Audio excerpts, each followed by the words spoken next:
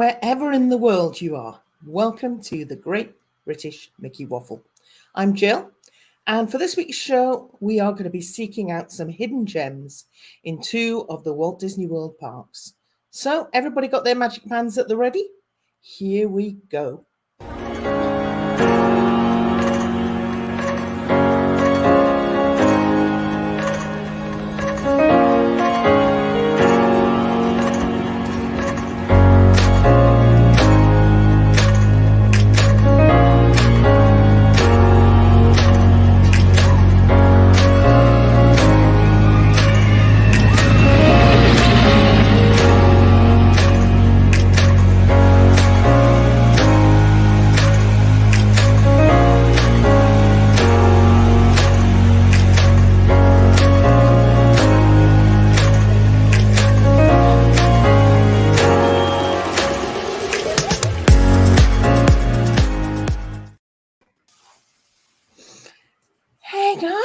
I've been joined by a whole other party who are all coming into the parks with me. And first of all, good day to John. Hi, Jill. All right. How are you doing, John? You got me all ready to explore. You got me there on the word. You got me there on the word party. That was it. Sorry. Yeah, that's it. You're all ready to explore the parks. The wilderness needs to be explored. That's all I can say. And we have Claire. Hello, Claire. John, don't start already. And you were off. We're literally 1 minute into the show. I need to rearrange. There we go. That makes more sense. There we go. That's how I had it in the show. Somehow the magic gremlins in StreamYard elevated me off the naughty step. And I'm okay, Jill. Who else do we have? Who else do we have? Yeah, you get cut off already. Yeah, that's it. Don't worry about it, people. It's already where we are by now. We could be done a week, and it's only Wednesday. Should we have a conversation between ourselves, John? Let's just. We could be done and dusted by 9 o'clock at this rate. How big is that naughty step? Not big enough. Oh. And I was one day there'll be room for another step at the bottom as well. Good evening, fresh from his first day in his new job. It's Ben. I can't really say it felt like work today, but I'm all for it. I'm liking working from home things. If you're getting paid for it, you take it, Ben. Tell you. It's that wonderful spot where you're not expected to know anything or do anything or achieve anything. And yeah, it's great. It's going downhill from here. I've learned how to do expenses, so that's a good start. That's a good way to start. And we have Becca. Hi, Becca. Yeah. How are things with you? Oh, they're good. Same old. Same old. That good, huh? It's a Wednesday. It's Wednesday. Best day of the week. It's Wednesday, and we have by my side Peter. Hello. I'm currently being watched. The back of my head is being watched by a pair of green eyes. The green-eyed monster. Yes, Cookie is watching me, quite wondering what the heck is going on. Yeah, that's normal. So it's normal for a Wednesday. Yeah. So if you have joined us before, you will know that whenever we try and cover all the parks on a Wednesday night, it's just never going to happen. There's just way too much to discuss. So tonight we're just going to concentrate on Animal Kingdom and then Magic Kingdom. And we won't be covering paid extras like tours or dessert parties. Everything that we cover today is included in the cost of your park ticket. So let's start with Animal Kingdom. And we're going to look at things that are underappreciated, maybe don't get enough love, maybe hidden gems. What do you go to when everybody's rushing for Flight of Passage or Everest or whatever their favourite is? I hate to tell you that I'm one of those people that are Everest. Sorry, once they're done and I need a little break. Yeah. I think that's exactly it. Yeah, I do one of the others. Yeah. No, I really like the trails at Animal Kingdom. Mm-hmm. Any of them, all of them. I think this is a good one to start on, and I really do. I actually feel as if, and I think we've probably said this in a few podcasts as well. Animal Kingdom does not get the recognition it actually deserves for what it actually provides when you've got a little bit of time on your hands, right? Because you always have that real sort of determination. Like Becca said, you want to go to Pandora, or you want to go to Everest if you're at rope drop, or when you're entering into the park. You basically, you've got that choice, right or left. But once you get beyond that, it has so much extra in it, and I hope we get a chance to explore this in the first part of the show tonight, because actually it just has that space and it just has that ability to you just lose yourself, and it's so easy to do. And apart from the fact that you sometimes hear Everest in the background, or you sometimes hear some of the other things, you kind of lose sight of the fact you're in the theme park. And I think that's what it's done so well. And I think that's where the actual design of the place was actually, the intention was that you actually had that ability to just detach yourself from Florida, and you just get lost in whatever day you're having. It's a great lazy day park almost, where you're not having to rush from one attraction to another. You've not been there with me, Becca. You can just do you know what, Becca? You're right, though. Yeah. John's you like, just wander. John, you're doing it wrong. No, I think I'm with you. I absolutely agree that I think that Animal Kingdom, and I know we delved into this quite a lot in the podcast, I think at the 1st of February. Yeah. When we covered a whole load of stuff about Joe Rohde. If you haven't listened, go back and have a listen to it. I think that Animal Kingdom is one of the parks that I find, although it's like super hot, like it doesn't matter if it's in December, it's sweaty hot there. It reminds you you're in Florida. Yeah, it's like Florida giving you a big hug. There is something about Animal Kingdom that if you go slowly and you take your time and you really look around yourself as you're walking around, you find the most incredible details, whether that's something written on a wall or something on the floor, or just like the sounds around you. And I think if you go too quickly, then you miss it. You miss it completely. You miss the point, and you miss the exciting things that you can find that add to the story. So I think, from my point of view, the underrated thing in Animal Kingdom is just the whole atmosphere around you. Even if you stand on the bridge between Discovery Island and Africa, I love that bridge. There's often a photographs photographer stood there. Yeah. But you can get the most incredible photos along the waterway, as long as you can sometimes get some of the barges in there. But at every point of the day, whether it be early morning, bright sunshine at lunchtime, or even as the sun's setting, you can get the most incredible views in both directions. And people miss it. They're on their way to get on safari, or they're rushing to get to Everest, or they're waiting in line for the Festival of Lion King. There's stuff on the wall. Look it up. It means something. And it's so cool that in a similar vein, if you hang around the smokehouse, several things, what's it called? Flame Tree Barbecue. Flame Tree Barbecue. Oh, okay. That's the one. Yeah. If you kind of hang around there, things will happen. You'll see Kevin will come past. Yeah. You'll see characters come past. So the macaws will fly over you. And then things might happen. Yeah. I think it's very easy to forget the animal in Animal Kingdom, that it's not just a park full of rides and shows and food and things. It's got a load of animals. Take time to look at them. Find out a bit more about them. Yeah. When I was looking up my list of things that you could do in Animal Kingdom, one of them was called Winged Encounters, The Kingdom Takes Flight. And I thought, that sounds incredibly grand. What the blue blazes is that? You know what it is?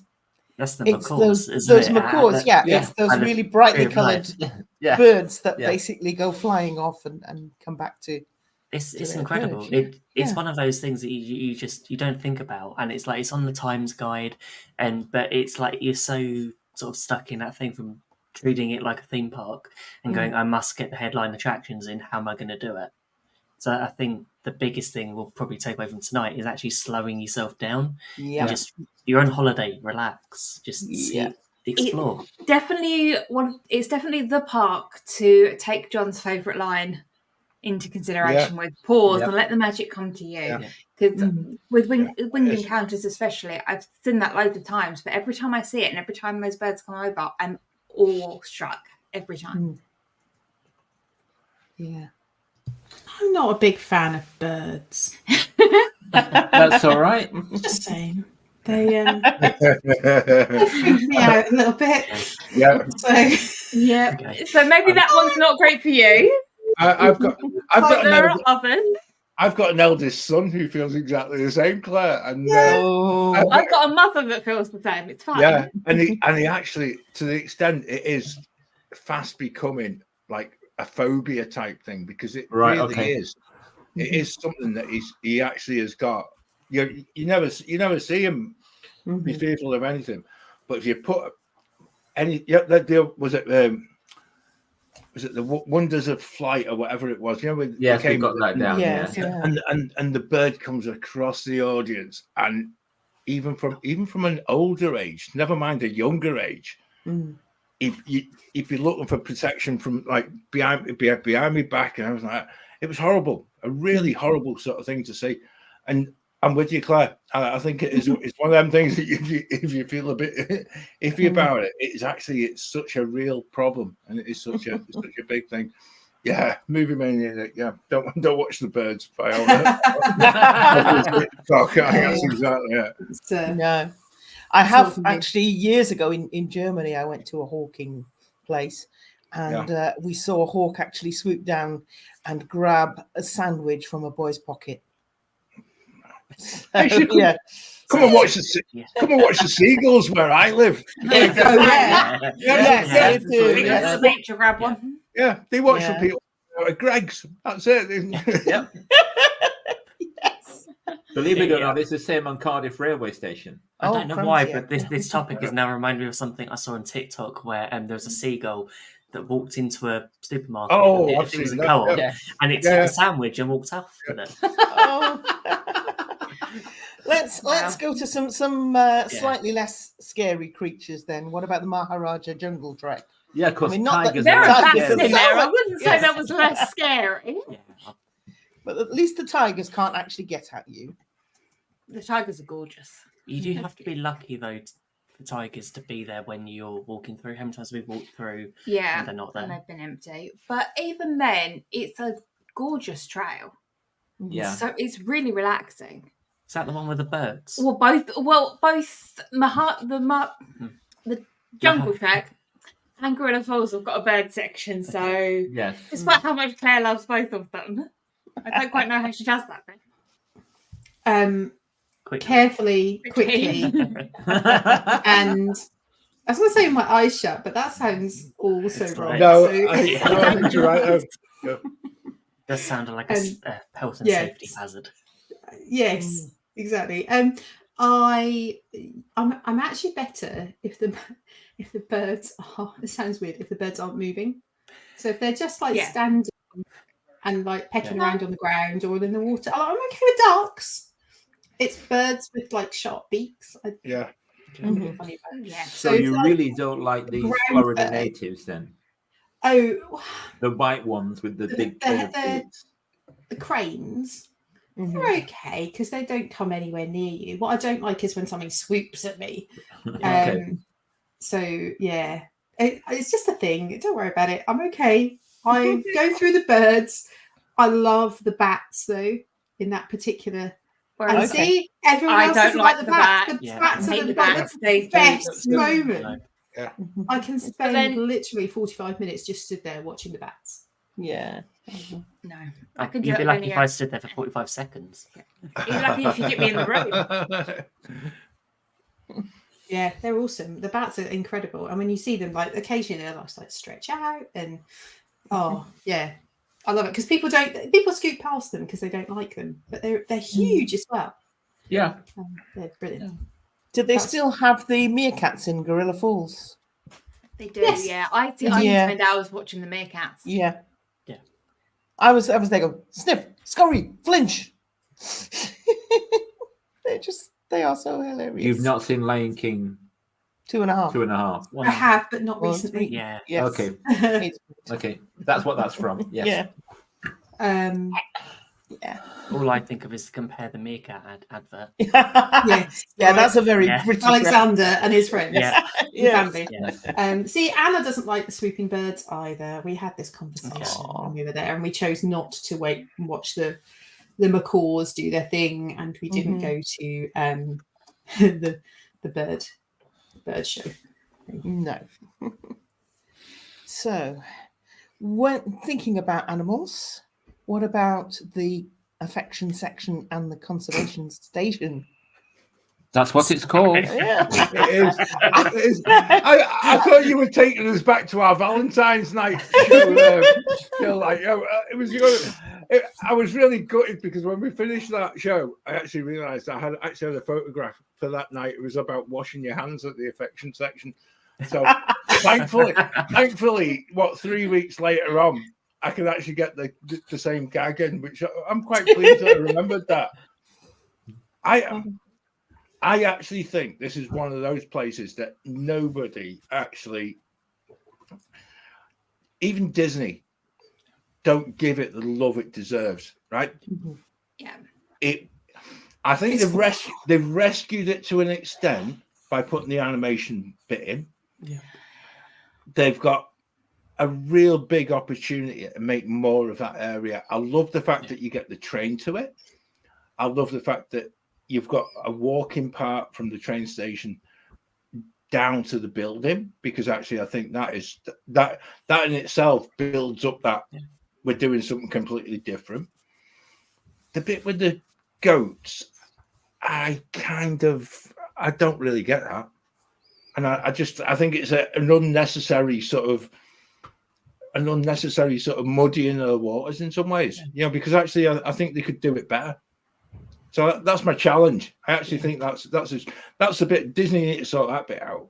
But the rest of it, I think, as a building, I'm watching, actually being able to watch animals having been operated on. Yeah.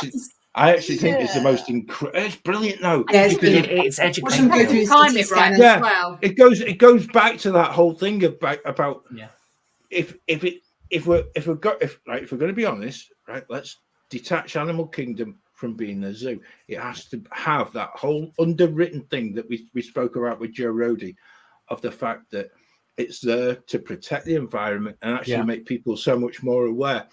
And unfortunately, that whole circle of life thing, it actually becomes a little bit better because they've got the ability to treat these animals, keep them in captivity, because they wouldn't cope with life in the wild. No. To see it, I think, is absolutely awesome. I think it's a brilliant thing, because actually, I'm thinking from a child's point of view, it can actually be the type of thing that could inspire children to actually want to be a vet, want to be involved with animals, and realize that there's a career path. There's very few chances of doing that within any part of any theme park, never mind in Florida. So I just think it's a really something else. I'm wondering whether they could do more of a tie-in with what was the TV series on Disney Plus? Yeah. Yeah. It would work, wouldn't it? Because there could be certain bits that they could. We've only been there once, I think, to see it. And I have to admit, more than us. Right. We've never been. Confession time. We've never Really? been. Oh no, you've never lived. Oh my word, I don't believe that. Guys, you don't know what you're missing, because actually, for me, we've actually had some of the best character meet and greets there. I even met Jiminy Cricket there, which is still stands as one of the highlights of ever, because you just don't expect it. But it just offers something different. I love the fact that they've done the animation part in there, purely because it should still be in Hollywood studios. But hey, if you're going to retheme the studios, which I think takes us a little bit into the future for us as a show, because I think we talk about that quite a lot in our mid-month show as well. But with the studios, the animation part was so good that I'm really pleased that they've actually found a home for it. I don't feel it doesn't belong. It's not an animal thing, but actually it's an animation thing, and it gives you a reason for going there. And I think that's it's on the list. You've got to go and do it. Got to go and do it. You really have. Sean, sorry to break in proceedings, Sean. This is so exciting. Congratulations. We need dates, Sean. September. I know his dates. And they're very similar to Anna and Callum's dates. Oh, brilliant. And, I think that someone's staying in the wilderness in September. It's very exciting. Very nice. Not a very long wait to go. Oh, wow. I would love to stay there. September seems the month to go. It does. Yeah. Although I think we might just miss them. Yeah. That's all right. I'm going in August. That's fine. They'll be safe then. Wonderful. So, what about something else that's perhaps a bit different? Kali River Rapids, which Peter, you did the first time on the last trip. Yeah. And for those like me who don't care to go on such things, we have our own bit of entertainment in that you can fire water guns at people who are on the ride, can't you? Oh, I dislike that bit, especially when you don't realise that you're on the ride. It's like, where was all this water connection? You've gone down the elephants at the end. Yeah. Yes. I just think that's the best part. That is the best part of a day. You know when someone has just got to the end of the ride, right, and they're sat there and thinking, I'll take the poncho off. Right, poncho comes off, and you can be on the bridge. Sorry, I am that guy. And I take great delight. I take great delight in it. Well, it's Becky you've got to apologise to. You're right, though. No, I don't wear ponchos, so it's fine. No, Nobody hits the people that aren't wearing the ponchos. That is true. Because they obviously don't care if they're getting wet or not. So hitting them isn't going to be. It's just great. It's absolutely brilliant. Getting wet people wearing the ponchos. That's much more fun. The only thing with Carly is you don't always get wet. So for a water ride, it's like unless you're Zach Brown. Unless you're Zach Brown, yes. Yes. Yeah. Oh, yeah. It's certainly not as wet as Bluto, which is the universal equivalent. Yeah. No, and I think that's the other thing as well. Yeah.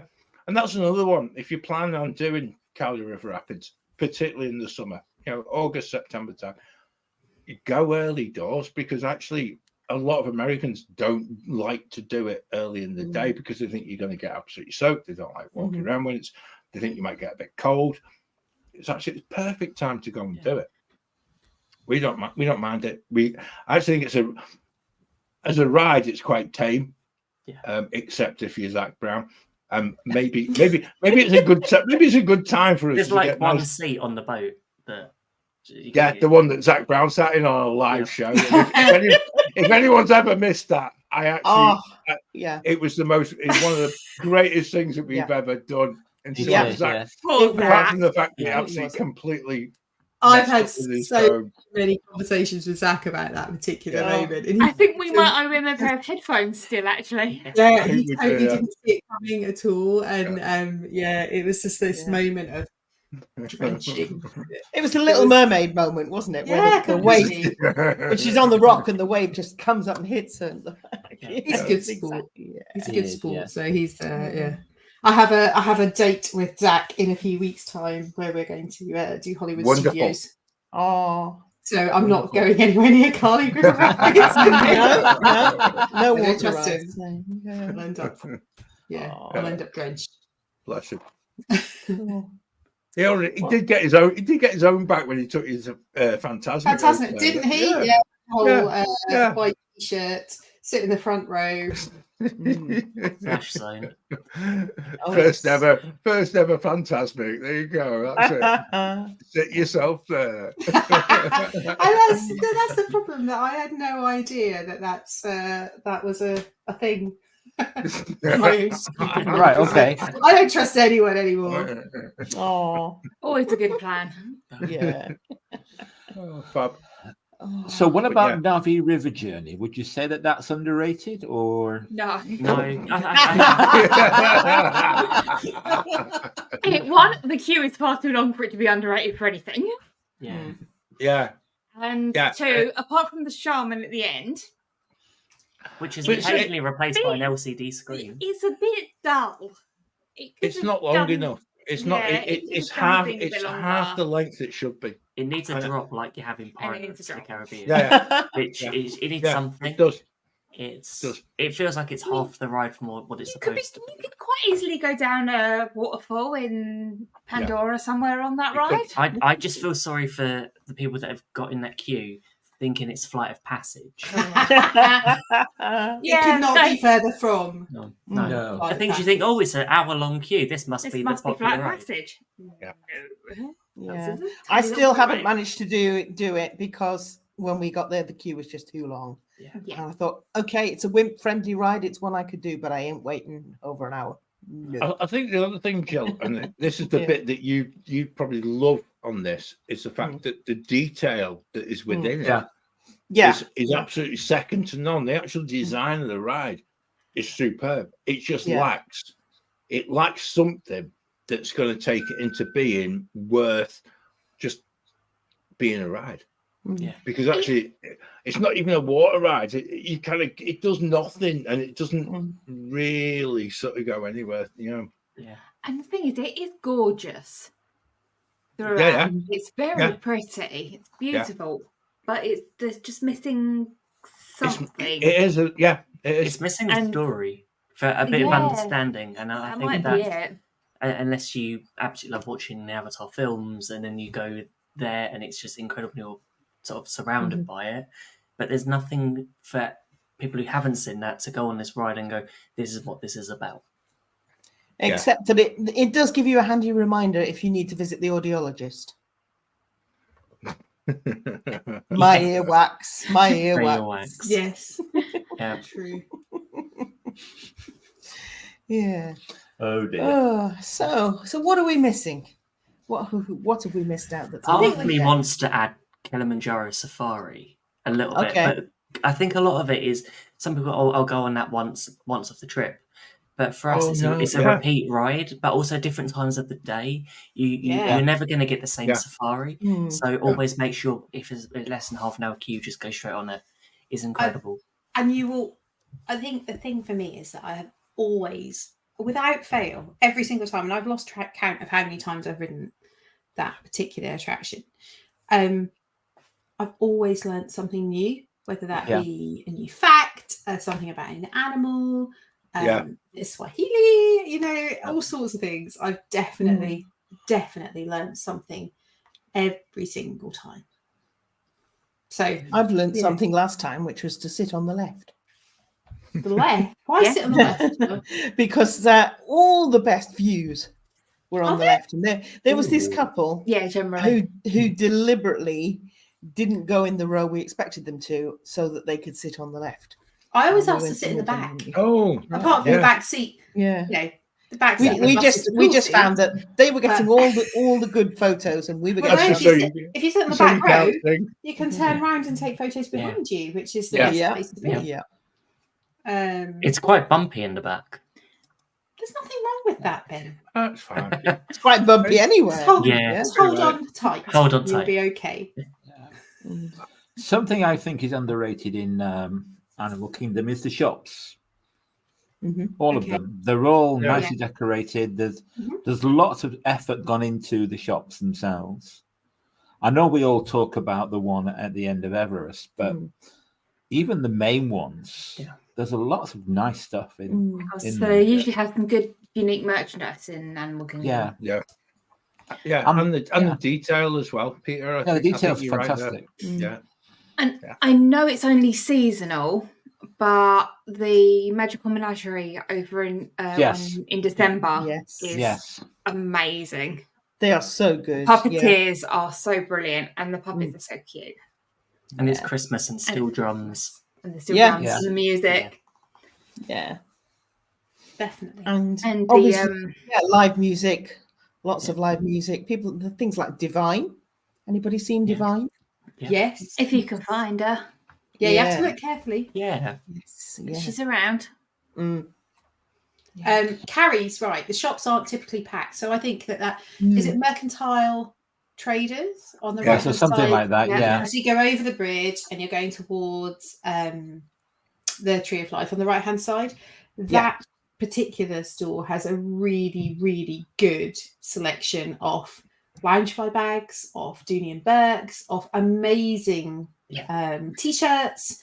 They've got a good range of homewares as well. So if you can't, it's the top place that if you can't find something in the Emporium and you don't want to have to go all the way to Disney Springs, that's my next stop in terms of trying to find something that I've seen somewhere else. Definitely. because they normally have all the latest ones in there, not just stuff that's specific to Animal Kingdom. Yeah, definitely. I found loungeflies in there that I haven't found anywhere else. So I really like that particular store. I think it was our second trip that a CM really went above and beyond, cast member in that shop, to find Peter a particular sweatshirt hoodie that he was after, which was the one with Winnie the Pooh and a tiger saying, "Tigger, is that you?" Oh yeah, and she it had really officially gone, and she went back and she found me one. Yeah, oh wow, she really went beyond to find it. So we have a soft spot for that shop. Yes. So, I think as well we missed the opportunity earlier. Just again talking about absorbing every other part of that park, and as you go from area to area, and the transition in sound and the transition in music, and this is maybe trailing a little bit as to where we're going in the future, but the sounds change and deliberately change, and again, if you're the type of person that's glued to your phone or is in too much of a hurry, you miss it. And you miss the fact that, as you're going from between that whole trek between Africa and Asia and such like, as you're actually walking around, the background sounds deliberately change. And it's very subtle. And there's times where it becomes, there's a different sort of level of sound, but it's there, and it's that little attention to detail. And again, I think we did talk about it when we spoke about Joe Rody. It as a park, the way it was designed is absolutely second to none. It really is. How many people walk past the Indian style statues of Russell and Doug? Yes. I know what you mean. Yes. It's near the bird show because they used to be in it, didn't they? But it takes you a minute. It does. It takes you a minute to realize who they are. Yes, who they are. What about is it flotillas they call them? Basically the boats that sort of float past with characters on. Oh, we were going to go through a whole show without me making me Rivers of Light gag. There you go. There we go. So, Oh, these are good though. I don't think Rivers of Light was underestimated. No. No. No. Yeah, I think it's lovely, and I'm glad that they've kept it on. I mean, I understand why they introduced it. It was a way for you to see characters without having to go near them, without having to touch, without whatever. And that was a really, really good idea. And I'm glad they've kept it, because it's really nice to just suddenly go, oh, look, there's Mickey and Minnie or whatever. Yeah, it's lovely. No, it's good. But I was actually trying to think of some underrated food places at Animal Kingdom. Most of them. Well, actually, I'm thinking I can't actually think of any underrated. They're either rated, they're all rated just right. They're either really bad or really good. So I think now I'm trying to think the name of the food window when you're going through Africa towards the safari on the left hand side. So the Dawa Bar. Just going to say, discovered that for the first time when I was there in December with Anna. We discovered they do really good cocktails at the Dawa Bar, which is the one on the outside of Tusker House. Yeah. Okay. But just after that, on the left-hand side, there is Is it Kusafari? Kusafari. That has some amazing food. Yeah, that's open there for breakfast as well. Yeah, absolutely. Yeah. And you wouldn't necessarily know. It just looks like a small window. Yeah, and it does look like it's just part of the scenery. Yeah, definitely. There isn't really anywhere to sit, but grab something to eat there and then get a drink from Dawa Bar and have a seat there. Go around and sit in Harambe Market. Oh, you could do that. Yeah. Carrie's mentioned it. Waffler favourite, Nomad Lounge. I don't think we could call it a hidden gem from a waffler point of view. I think it's a well-known gem. We've not made it there yet. No, we've not made it there yet. So, incredible. Oh, really? It's really nice. Yeah. Wow. You've not been there at all, Jill? Not yet. No. It's lovely. Yeah. We always end up not having as much time in Animal Kingdom as we want. So, really? Yeah. Anna's just reminded me that when we were at the Dawa Bar, we were stood. I think Anna went off to do something, and I was stood with a drink in each hand.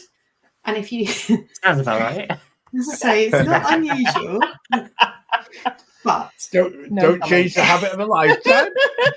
I like to be balanced. Let's face it. At which point, over the bridge from Discovery Island into Africa came Robin and Simon Watson.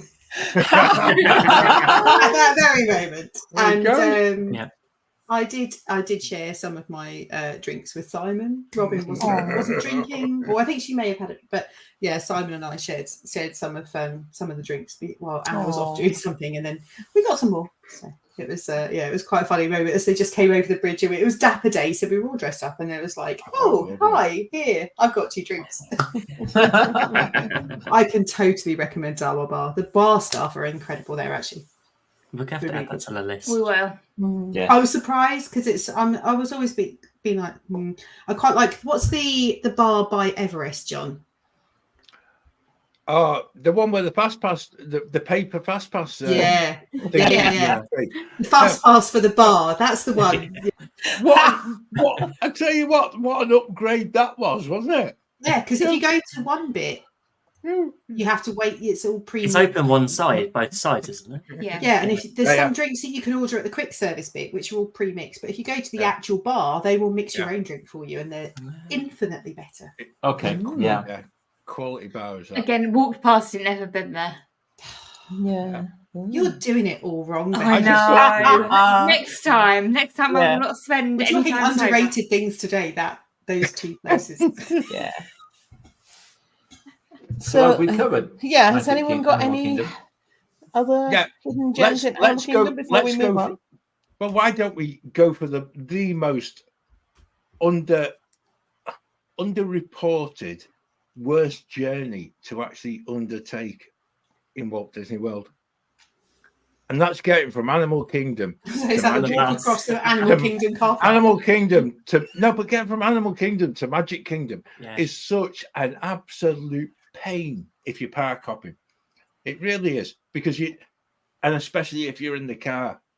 If you're on the bus, it's all right. If you're in the car and you go from the massive, expansive on the 192 car park at Animal Kingdom, and then you get dumped at the Ticket and Transportation Centre at Magic Kingdom, and it's like it don't make sense. So I have learned the bus to the Grand Floridian.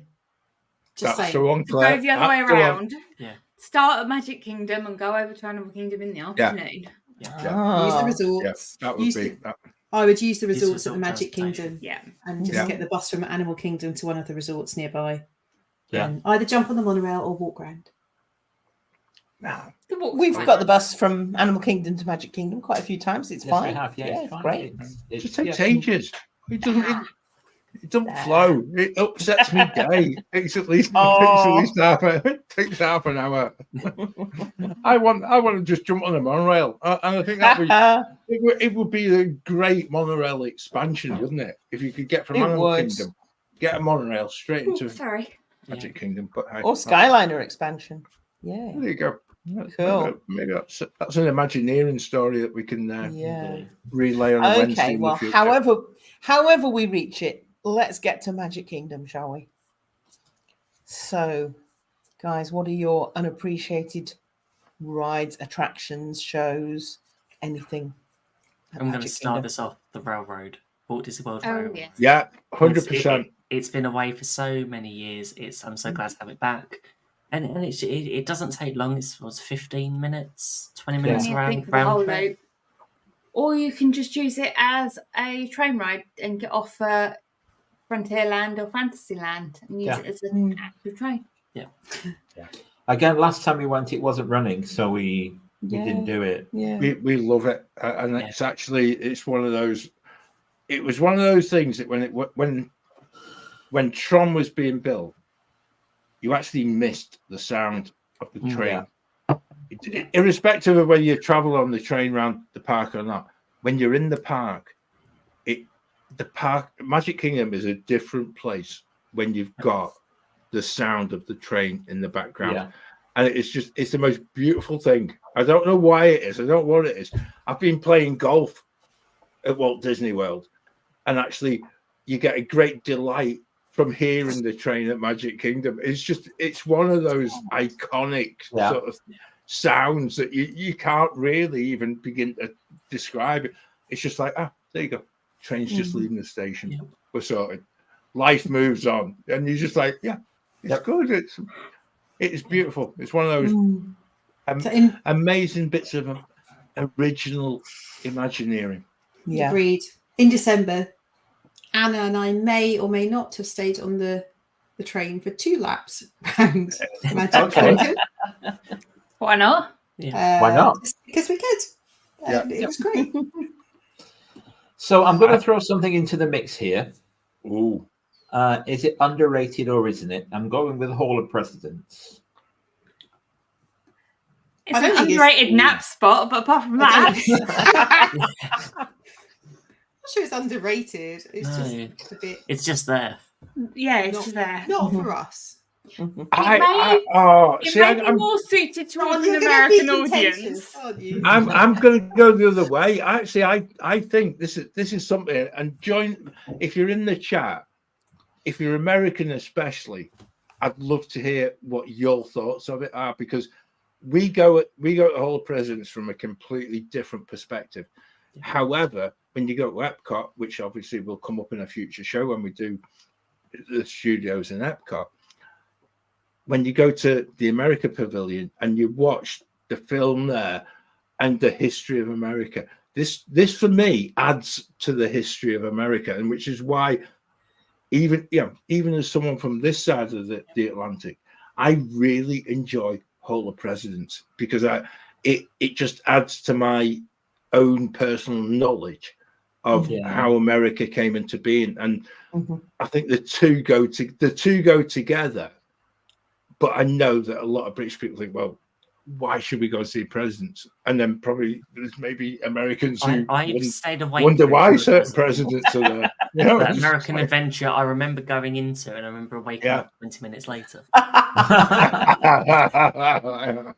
mean, I think everyone's done that, Ben. I must admit. See, I think I preferred American Adventure to Hall of Presidents. The but I think that just might be the topic. Yeah. The Donald Trump animatronic in Hall of Presidents was interesting. I may not have seen it during that particular era. I thought you were going to say it was very lifelike, but hey, it is interesting actually to see the animatronics and to see the standard of Imagineering. It is an interesting thing. But Donald Trump looked like he was wearing a wig. I know he normally does, but it didn't look real. Anyway, let's move on. We're not going. Let's quit while we're behind on that one. But I actually think, I'm not sure whether it's underrated or whether it's just culturally underappreciated. It's a weird one, isn't it? All right. So there you go. We can have our horizons expanded. I think something that's massively underrated in the Magic Kingdom is the paddle steamer, Liberty Square Riverboat. Riverboat. Yes. You can get the most incredible photos of the Haunted Mansion and you can, and it takes like 15, maybe 17 minutes to do that little loop. And you can ignore the audio if it's not for But it's just so relaxing, and it takes you out of the experience, like the hubbub of Liberty Square. It's always busy around there, and I love going on the boat and just having that peaceful moment going around the rivers of America. If you sit outside, you can't really hear the you perfected that, and the sound of the horn of the it's just awesome. I think it's it's just make sure you've got the sun cream on. Yes. Oh yes. Yeah. We did it just after doing Liberty Tree Tavern, and it just felt so natural to go from one to the other. It was just like we've just had a really big meal. There's no way we want to go on a ride at the moment, and we don't want to do much walking either. Let's have somewhere we can just relax. I can wholly recommend it if you're trying to escape an American. Yeah. That's all I'm going to say. Was that Mr. Knapp? It was. That was the funniest day where he was just waving as the boat. Right, so the story is, I'd had something to eat in Skipper Canteen, and I messaged him and I said, "Do you want me to get you some food?" And he messaged back, I went, "No, I'm fine, thank you very much." I said, "Let me know when you enter the park," because we were meeting up to do the live show in the evening. And he messaged me and he said, I'm just coming toward, I'm on the monorail, or over from the transportation ticket centre. I said, "I'll walk to the front of the park and meet you." And he messaged me back. He went, "No, don't worry, it's fine. I'll find you." And I was like, "Okay, fine then." By which point I had already walked as far as Casey's, so I was like, "Whatever." So I said, "Fine, you can come and find me then." So I turned location services on and legged it as fast as I could to the riverboat. And I got on the riverboat. So by the time he reached I was around the back of the Rivers of America. There was no way. It was like the best moment. Brilliant. It was so funny. It's fabulous. I can wholly recommend that. I love that. I think as well, the other one which was really good about that, I know you mentioned about taking photographs as well, Claire. I think it was 2017, 18, something like that. And they were doing a refurb on Big Thunder Mountain. And what you were able to do is, because they were repainting it and they were doing this, you got an absolutely brilliant view in on the work that they were actually doing. Because like it or not, by the time you actually get that little bit further around, they can't build sight screens big enough to stop you looking in on refurbs. And I love stuff like that. That sort of thing. If I'm not allowed to go and ride the ride, I want to see what you're doing. I want to see what it is you're changing. I want to see the types of things. What are you up to? And so it just I don't know, it brings out the worst and the nosiness of me, I've had an idea with that, John. What they need to do is, any construction going forward, they need to put cameras on all the construction, and you can have like a YouTube channel. You can just go and see. It would be amazing. Watch the watch the paint dry on Big Thunder. So, I love stuff like that. I need to ask Wendy a question about what she's written here. Are you drunken, or are the caves drunken? The drunken caves and tunnels. I need clarity on whether it's you or the caves. I'm assuming you mean the fact that the caves have floors that are tilted and things like that. But it could go either way. That's a lovely. I never thought that. It's a really good description of it, isn't it? Yeah. I never thought that. Go on, let us know, Wendy. That'll be good. I do love Tom Sawyer Island. The only slight issue I have with it is getting to it. And the barrel bridge. Yeah. I can avoid the barrel bridge. Again, we've never done it, so yeah. You should. You should definitely make the effort. It's so relaxing. It is really peaceful and really relaxing. Yeah. My word. And I can't believe that you guys have missed so much. Well, we've only been 3 times. It doesn't matter. It's the type of things it's the things that you guys would love. Definitely. And rather than definitely, and obviously not being one to enjoy sort of the mildly sort of rip roaring rides. I am. You sort of, I know you are. Yeah, but Jill's not there just to hold your coat, is she? Like, no, I'm there to hold his camera as well. Yeah, but stuff like that is so. It's right. You can go and Island and make him come back. Yeah, indeed. such a different place to go and enjoy. And even in the middle of August, you get, for some bizarre reason, you get into, there's a cave right in the middle, and you get into the center of the cave as you're walking through, and it's cold. It is absolutely nature. It's absolutely. Now you're selling me. Now you're selling me, John. You got to melt on the little raft to get over. But it's amazing, and just the fact that you've got something that is completely at one with nature, and you get that natural cold in a cave, and it begs that question of like, this is a type, again, going back to what we said about Animal Kingdom as well. These types of things within a theme park have got a completely rightful place, because it is, it's not like UK theme parks where it's just like, well, here's a bunch of fairground rides, we go and just ride it. What we're experiencing is things that if you actually have that moment where you actually take it, just soak it all up, and you actually realize it's all there for a reason, and people don't recognize that, but go and it does. Tom Sawyer Island's, the biggest pain about it is the time it eats out of your day, right? So I just always bear that in mind as well, because it is, even if you sprint round it and take none of the ambience in, it's a good half an hour by the time you've got the little boat across, the little boat back, and but it is brilliant. So Mahima, Tom Sawyer Island is that island over the water from Liberty Square, that you can see from the Haunted Mansion, and on there they have little small trails that you can walk around. There are like caves you can explore.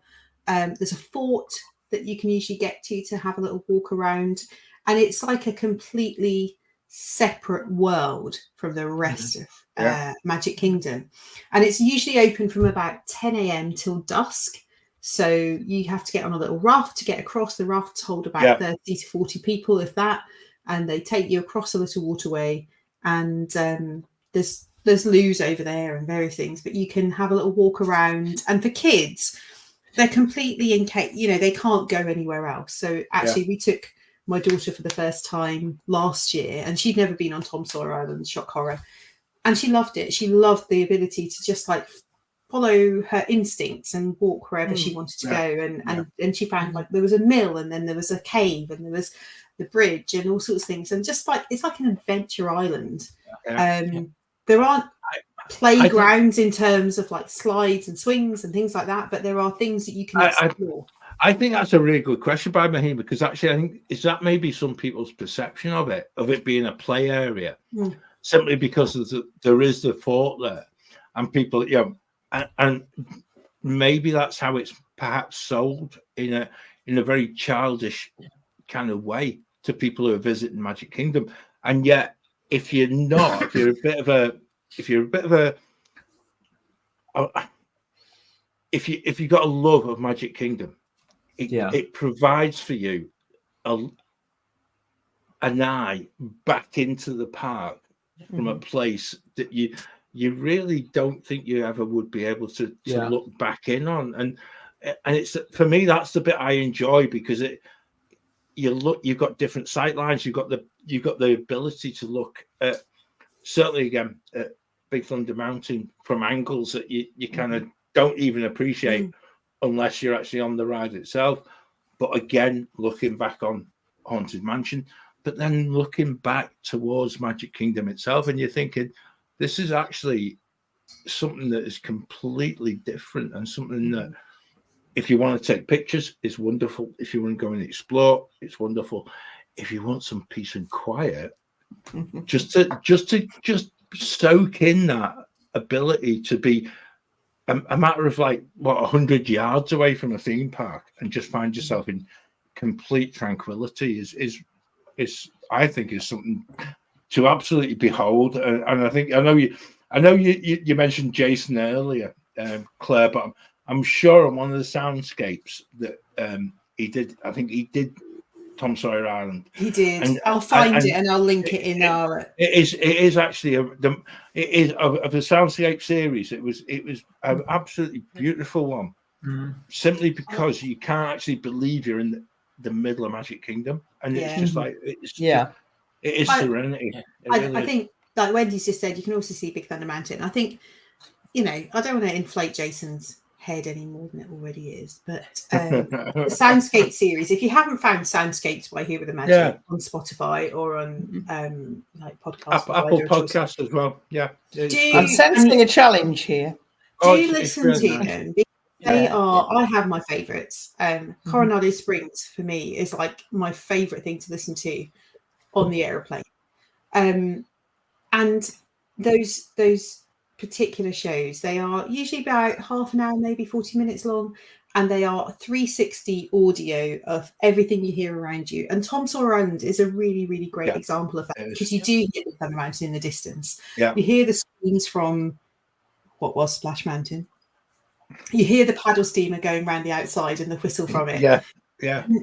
Just like it's like you just pick yourself up and put yourself there. It is quintessentially Magic Kingdom, and that to have that ability to listen to that, I think is so nice, because again, for Jill and Peter, if you've not been to Tom Sawyer Island, that's exactly what you're getting.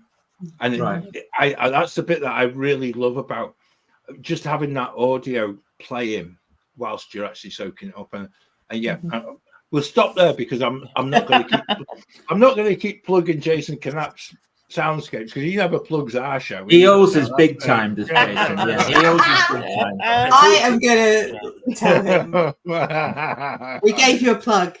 Talking of sounds, don't forget to tune in next week, because I know we've got a whole show dedicated to talking about sounds of Walt Disney World. That's such a good segue, Ben. So professional.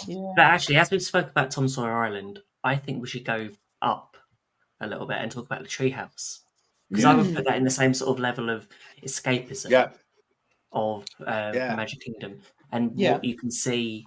I would like to know how you would do that, considering you've never done it. Because I've watched Here with the Magic, and I've seen Jason. Sorry, just backtrack. I can't look back. Let's just backtrack a moment, because Ben tends to humiliate me for things that I've never done before. That's true. Yeah, but Happily Ever After is a bit different than not really. No, have you got a traditional?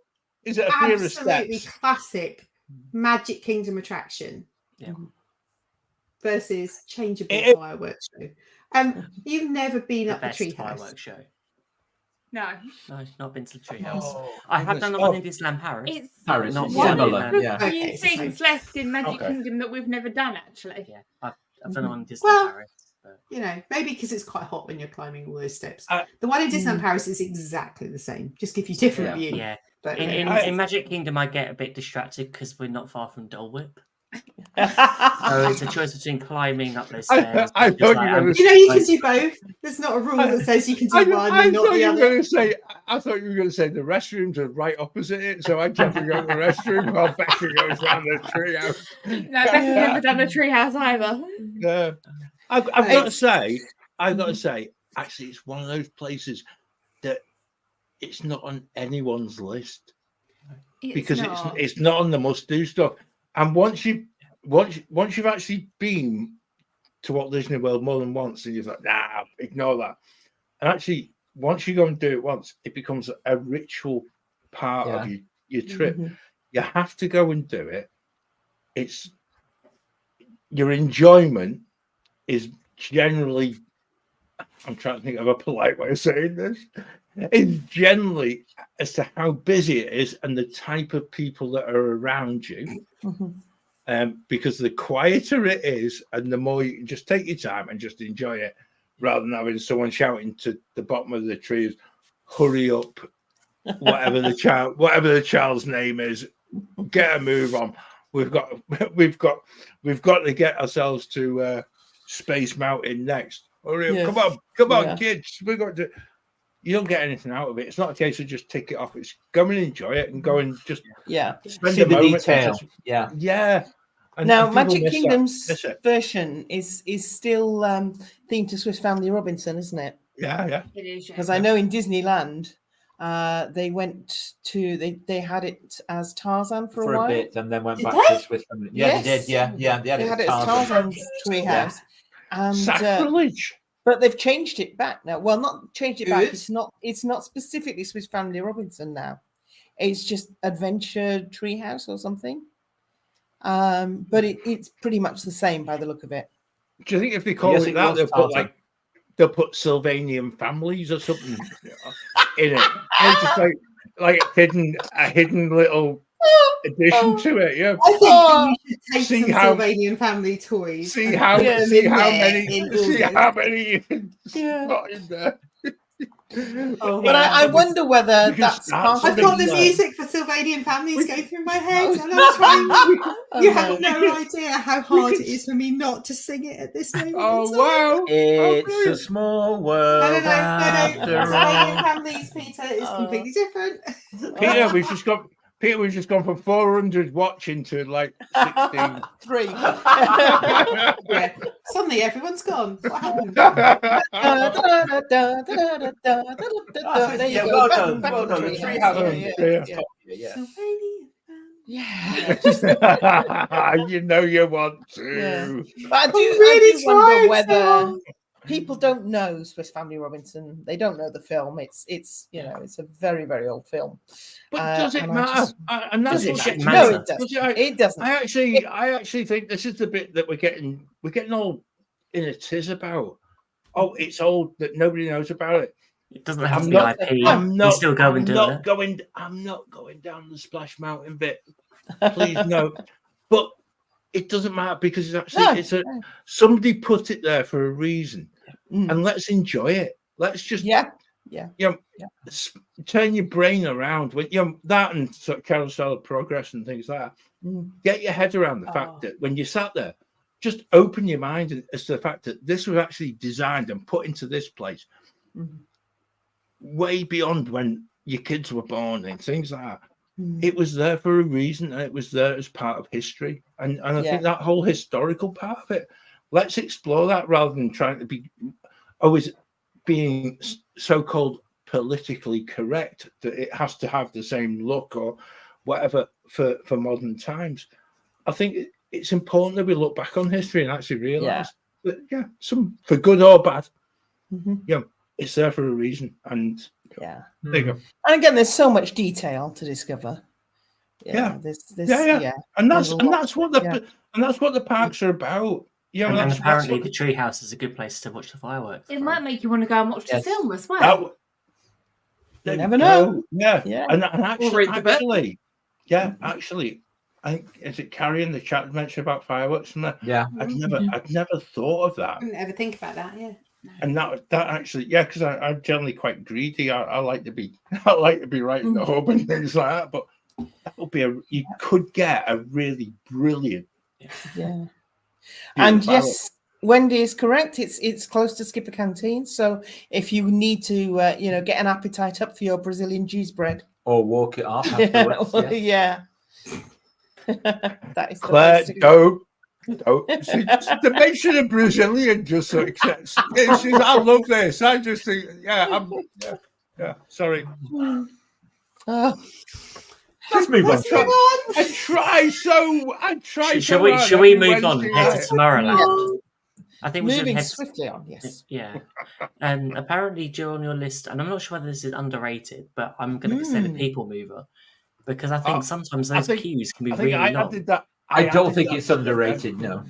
Everybody loves it. Surely. It's an incredible ride. I think it used to be underrated, but then The Secret got out, and everyone now goes to it. Especially since COVID, it seems to have gotten a very big following. It's the closest I get to Space Mountain, and probably Tron.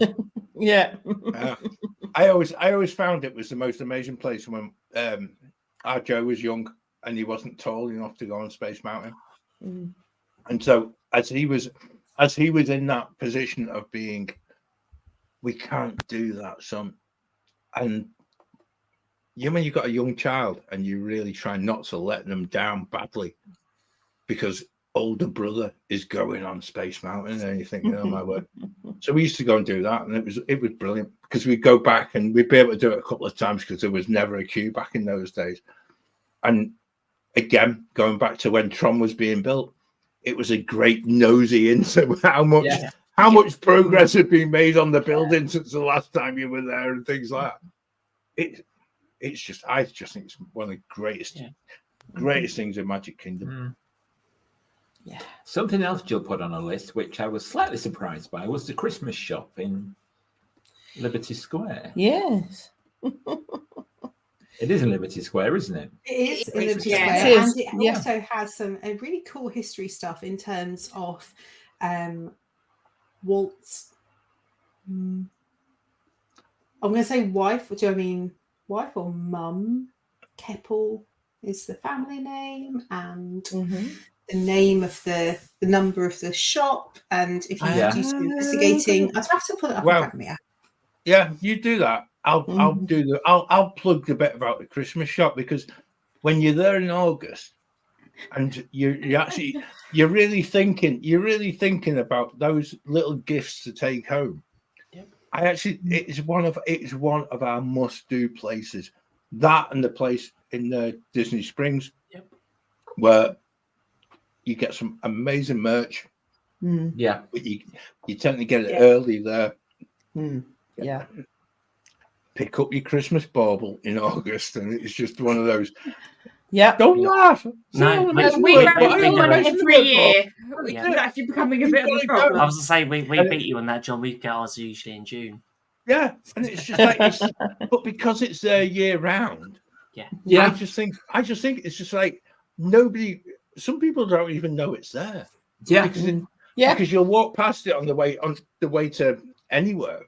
And actually, if you don't realise it's that little shop bit that has three doors to it, and yet you would never know it. You'd never know it was there unless you actually went to seek it out. The thing is, as soon as you walk by, you know it's there because of the smell. Yeah, and it's the smell that draws you in. Yeah. I mean, I'm a sucker for anything Christmassy. My birthday's near to Christmas, and I'm always up for getting some Christmas decorations and so on. Love it. So I'll go in there anytime you like. I'm like that woman in the song about keep my Christmas lights on your front porch all year long. That's me. I would quite happily have Christmas decorations all the time. So yeah. Claire, what did your internet search throw up there? I haven't looked. Sorry. Oh, really interesting things that you were saying. Yeah. Okay, yeah. Well, while you're looking that up, the shop over in Frontierland, the pin shop, I always find very underrated. There's all sorts of quite unique pins in there, as well as they have a whole little section of Apple Watch bands and iPhone cases and iPod cases, AirPod cases, whatever you call those things. And it's really good to just find a few little hidden gems. And it's a great shop that if you don't want to deal with the crowds in the Emporium, you'll get most of the stuff in there. Yeah, and it also it does again. It's one of them places that you will find something there that is not available. Yeah. Anywhere else. I love shops like that. I love the fact that if you have unique merchandise, to know that you can go to just one little place and you'll find it. I think it's just worth its weight in gold. Yeah, absolutely. Cool. So, have we missed anything? Well, we're waiting for Claire. I'm missing Magic Kingdom personally. Soon. Yeah. And that's a great thing. I think we've got even things like the smell of the Speedway. I don't miss the smell of the Speedway. But loads of people give it Speedway. But I love the fact you actually know that you're there, and I think that's a bit there. Your Londoners know it too. Petrol station. The smell of the Speedway, please. Oh. Do that. Because It's not the same as Test Track. It's not the same as anywhere else. It is so unique, and it is. Yeah. I love the smell of Speedway. I need to go to nearest SO. A bit weird. It's a bit like Claire. It's a bit like when I was a kid and the old leaded petrol that went in the car. The old Forster. That's what it smells of. And as a kid, you'd wind the window down the back seat, right? Because you had to wind the window down in those days, right? But as your parents would put petrol in the car, you got this waft. It's the waft of proper fuel. And the only place that you actually get that, even now as an adult, you fill the car up, it doesn't smell the same. You go to the Speedway in Magic Kingdom, and it takes you back to being 7 years old. Yeah. Like, it's just. I don't know if our friends. That's what I'm missing. I don't know if our friends at Magic Park Sense are actually watching or listening, but maybe this is a marketing opportunity for you guys. Definitely. And you can get a discount when you buy them. It might be quick burning though. That's the problem. There you go. I just wish someone made I reckon the Speedway wax melt would be a really profitable one. I can't be the only person who likes that smell. So this is a slight tangent. We got the mousekeeping one recently. It smells really nice. It smells of cotton. Okay. It doesn't smell. Okay, which is a big. Yeah. It just smells clean. Yeah, several companies do something like that. Yeah, I can understand that. That being. I did wonder, does it smell like sort of, cleaning fluid? Bleach. Yeah. Let's hope not.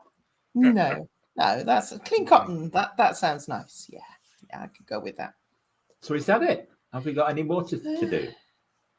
Oh, I know. Got 2 more parks. We have. I was going to say, hundreds of things we haven't spoken about. I tell you what we have. I tell you what we have missed, and it's the original and best part of Magic Kingdom, and that is if you go back down to the train station, and you're just looking for a little bit of space, a little bit of time, the rocking chairs. Even if you go and sit at the train station, anywhere around Town Square, there's no queues involved. There's no time limit. Just sit and watch the world going by. Yeah, it's the most amazing place, and you can see some amazingly funny things. You can see some amazingly touching things. You can see just the world just going about their day in Magic Kingdom while you're watching, and it's a fascinating bit because it changes by the minute. The fire station. If you go into the fire station on the left-hand side and look at all the pennants and the badges and everything that people have brought, there's so many things to look at that they're not an attraction, they're not a thing, they're just there.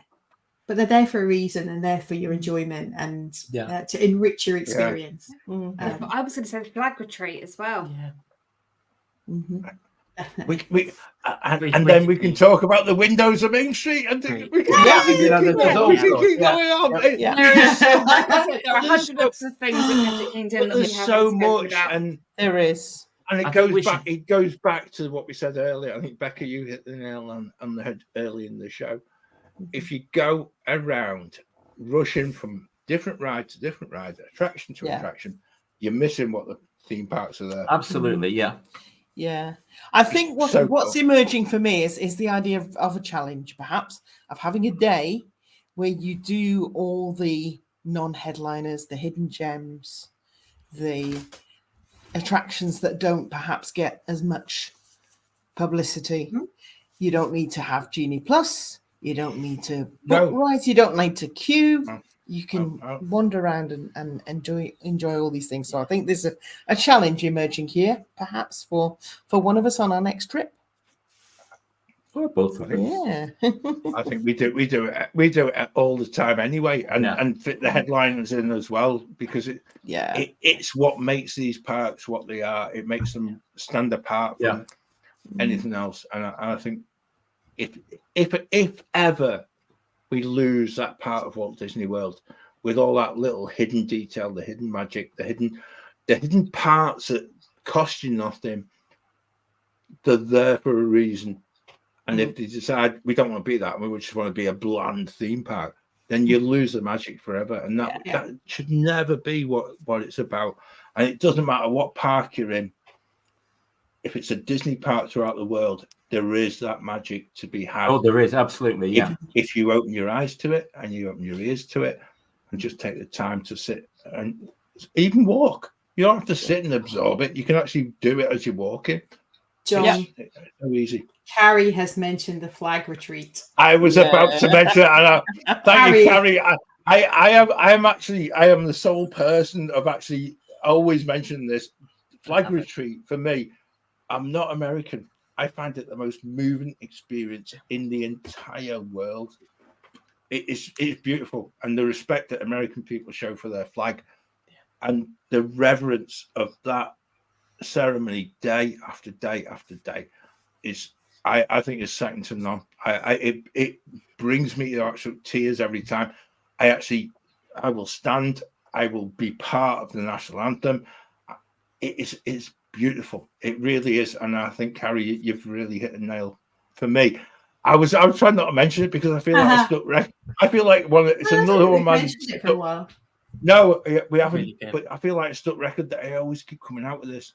And flag retreat is beautiful. It really. Ben, maybe you could find the live show that you and Becca did while you were there. When we walked around Magic Kingdom, and then you came onto the station. Wasn't that just? And the flag retreat was happening. If you can find that and link it in the Waffles Arms, that would be awesome for people to be able to see that. Was that their first trip after COVID or something?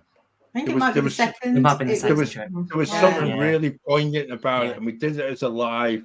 And it was towards the end of the live show. It was just the most incredible moment. Yeah. Oh goodness, that was beautiful. It really was.